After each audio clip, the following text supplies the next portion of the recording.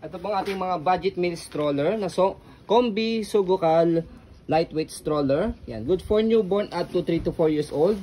Yan, already wash and ready to use na po ito. Pero again, meron pa rin siya mga mancha, i-rewash nyo na lang po ulit siya. Okay? So, ito po yung details po niya one by one. So, ayan. Ito po yung kanyang canopy. Selling as is po ito for budget meal. Yung kanyang peekaboo. Sulit na yan, no? Ayan. Okay? So, budget meal yet mga branded po. Ayan. Saka working. Ayan. Wala pong problem sa kanyang mechanism. Ayan. Okay? Sa pag-fold sa kanya, ayan. So, ito yung kanyang pagkakaupo. And then, next natin 5 harness siya. Sit naman si baby. Wala po siyang putol. Okay? So, adjust natin siya for fully reclined. Ayan. Okay? Next natin yung kanyang handle. Rewash So, na lang. press nyo lang po dito kapag lalagay o tatanggalin nyo po si baby. May mga stain lang siya dito na hindi natanggal. I-rewash nyo lang po ulit siya. Color safe lang yan. Babad nyo na siya sa color safe tapos laban nyo lang po siya. Natanggal po yan. Yan. Okay. Itong stain na to, watermarks lang siya. Yan. Matatanggal niya pagka binabara nyo po ulit siya. So mag-discarding mamis dyan. Yes. Kasi nagtatagulan kaya hindi siya masyadong nabibilad sa, Go. sa papatuyo. So yan yung kanyang gulong. So meron na rin siya stopper dito kapag ka naka-reverse yung kanyang handle. Okay? Yan, may details. As isa po tayo. So body frame niya sa right side. Go. Sa likod, ayan, stopper. Working po yung kanyang stopper. Ayan, pati yung gulong niya. Ayan. Basta Okay. walang problem sa gulong. Yes. Saka sa belt. Okay. Next natin, so basket niya, ayan, sa likod. So dito siya ina-adjust kapag gusto niyo po siya iupo, atake niyo na po itong dalawa.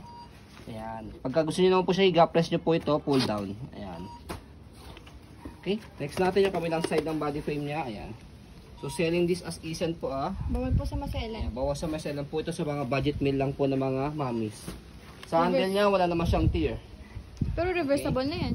So stroll natin to make it sure na wala po kayong alalahanin sa kanyang mechanism. High-seated pa. Ayan. So reverse natin yung kanyang handle. Ito, dalawang side, shoot nyo po dito. So ayan. Diba? Naka full canopy pa siya. All wheels pa, swivel cam. Yes, opo. Madaling i-maneuver. For easy maneuver po ito kasi as you can see yung gulong sa likod kanina, siya naman yung nag-swivel. Yung likod sa harap pa siya naman po yung naka-steady. Okay? Ganyan kaganda si Combi. So selling this as low, 1.5 lang. So pauna na lang po kayo dito sa mga naghahanap sa amin ng mga budget meal stroller. So next natin, balik lang natin siya muna yung kanyang handle bago natin siya i-fold. Ayan. Ang ganda pa niyang design. Fold yung canopy. Tapos ang kinagandahan po dito, lightweight stroller lang siya, around mga 5 to 6 kg. One hand fold, one hand open. So try natin slide and press. Angat po yung likod and then pull down. Ganun lang. Sa pag-open, same lang din, slide and press. Angat yung likod, tapos buka. So ganun lang. Less hassle siya sa pag-open saka sa pag-fold. So ayan po, as you can see, very details po kami sa ayan pong pag-video kasi shop policy. No refund, no exchange. What you see is what you get.